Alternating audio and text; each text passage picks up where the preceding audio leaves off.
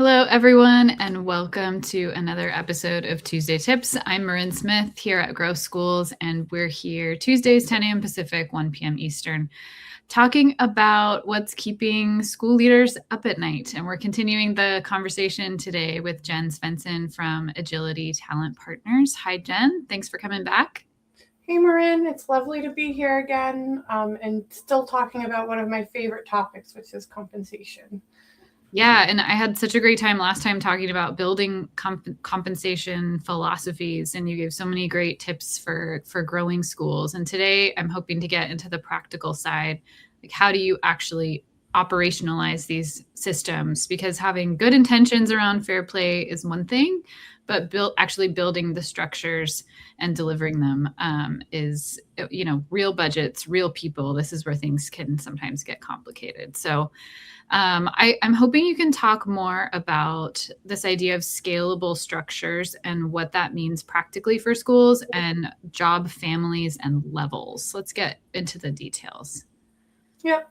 Yeah. So once you have your compensation philosophy in place, you've gone out and found some market data or data around what your roles are paid at local districts and charter schools, you then want to kind of think about how do all of those roles fit together into a structure. So what does that look like in your school or schools? What are the job levels that you have within your organization? And then what are the job families that you have within your organization? So job levels really oftentimes are easily visualized or thought about as career progression. How does someone move up their career, up the ladder within the organization? Typically, as you move up that ladder, your role increases in complexity, it increases in level of impact, and it also increases in your management scope. So you're taking on kind of more impactful work and higher level work. That's your job levels. Your job families are how your roles fall into different functions within your organization. At schools, especially at a small single site charter school, that's probably really two functions. Operations and academics oftentimes are the two that you'll see at a single site school. You might see a third one like student services. But as you grow and expand, your teams are going to grow and expand. And your operations, for example, likely is going to now be IT, finance, HR. So instead of having one function called operations, you may have 3 or 4 functions that now each have their own teams. And so what's critical is that I think our first step that we talked about in our last conversation was around understanding your growth and your talent needs. So really to build a scalable structure, you want to be thinking about not only where you are today, but where you plan to grow into and what your talent needs are going to be in a couple of years so that you can build a structure that meets you in a couple of years, that has been built to scale with you.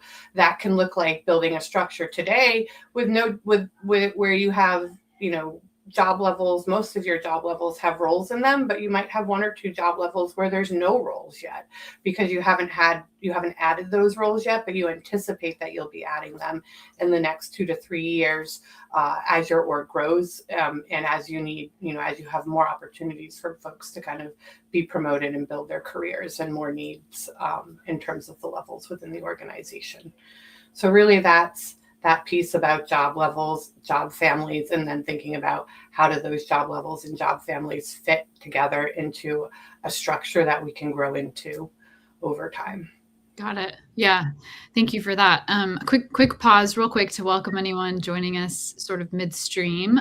Jen Svendsen from Edgility Talent Partners is back walking us through how to operationalize fair competitive compensation systems at schools. And she's giving us lots of practical advice for how to make the philosophy that we discussed in depth last time real. So you can catch us here Tuesdays, 10 a.m. Pacific, 1 p.m. Eastern. So back to Jen. Next question is, how should schools use things like stipends and incentives to recognize additional responsibilities and growth critical work? Yeah, really good question there around stipends. Certainly stipends come up so I've worked with at this point hundreds of charter schools across the US. Certainly stipends come up in focus groups as a pain point. They also oftentimes come up in leadership conversations as a pain point. And really what's critical about stipends is that you develop a policy.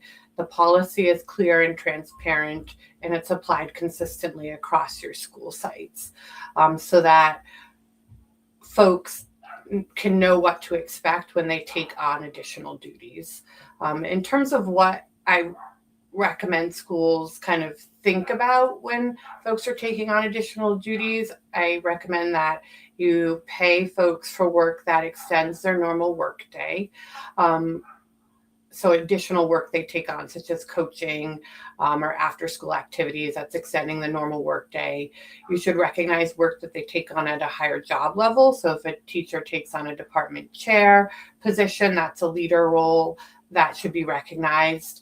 And you should recognize it in a way that values their time. So ensure that you think about how much time a week is a person putting into this. And if they're putting into it 1 hour a week over 30 weeks, make sure that you're paying them a fair hourly rate. So it's 1 hour a week. If their hourly rate is $40 an hour, and you multiply that by 30 weeks, you've got, if my brain is working, $1,200. And so you want to make sure you're valuing them and paying them for the time they're putting in. That's something that oftentimes comes up with stipends as well, as that I put in 50 hours and I end up making $10 an hour. It doesn't feel worth it, right? So make sure you're recognizing their time, make sure it's written out in a policy, and that policy is implemented consistently across your sites. Certainly stipends can be used for hard to fill roles as well. So it doesn't only have to be, work that's beyond the normal work day or work that's at a higher level. You can use it to attract hard to fill roles. You can use it for growth critical duties that you need done. That's another way to recognize folks for kind of stepping up as you're growing and taking on additional responsibility. Yeah. Something else you talked about last time that I want to ask about is internal equity during growth. So my next question is, how can schools audit their compensation to ensure that everybody doing similar work is paid fairly? Yeah.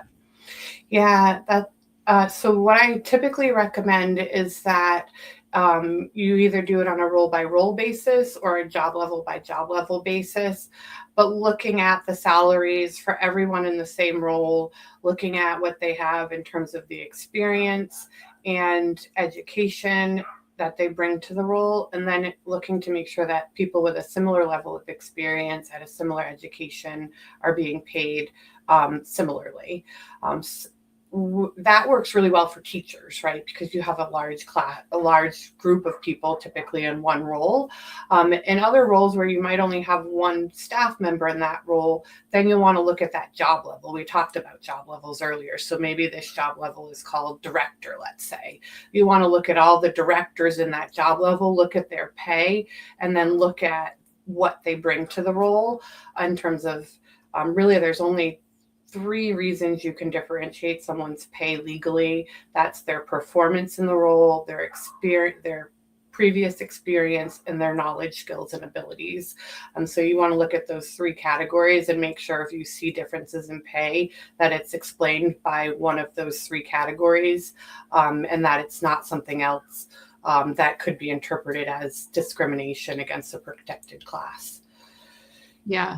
Gosh, it gets fascinating when you think about it from all those different perspectives. So those are really great tips. Well, we are almost at time. I feel like there's much more that we could talk about on this topic, but I want to just say thank you to you, and that this has been incredibly helpful. And I think we've done a great job of sort of between these 2 conversations really breaking down how schools can deliver on this fair, competitive compensation. I know we have other resources on our website. You should be able to download a guide about compensation at growschools.com if you check out our resource library. You can also catch us here every Tuesday, 10 a.m. Pacific, 1 p.m. Eastern. So thank you so much to Jen and everyone at Edgility for joining us today, and we'll see you next time. Thank you, Marin. Take care, everyone.